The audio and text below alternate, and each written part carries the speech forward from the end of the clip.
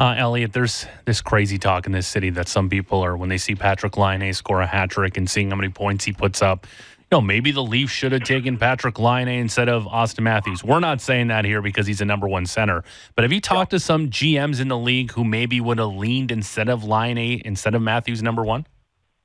I think there are some people who would have at the very least considered it. Yes, I think most guys will tell you they would have had to do their due diligence and say, is there any chance that he could be a number one pick? I think most guys would have taken Matthews because he's the center.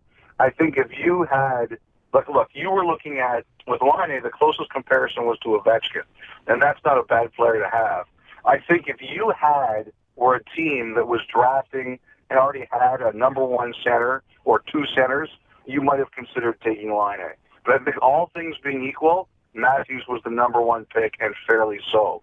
I just think you're looking at a guy in Laine who's such a gifted goal scorer, and there are going to be times where people are going to say, maybe he should have been the number one guy, but if you didn't have a center, he wasn't the number one guy. You always go center before winger. Do you see what's going on with Matthews? Is this just, hey, listen, he's snake bit, sort of like Kadri last year, leading the team with shots on goal, and he just couldn't buy one at times? Is that just the stretch he's on, or has he played too much hockey? What are you seeing from Auston Matthews as to why he's going through this dry spell?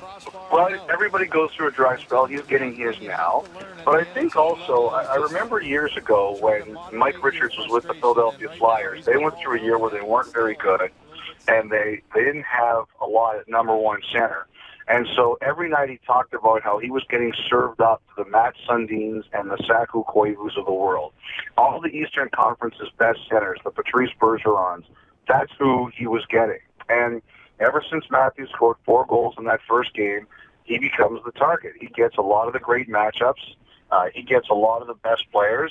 And you know what? As skilled as he is, when you're 19 years old, you're facing guys who have experience. They're skilled too, and they know how to handle doing this kind of thing. I think he's getting a steady diet of what the NHL is really about. But I don't worry about it. I think he's going to be fine.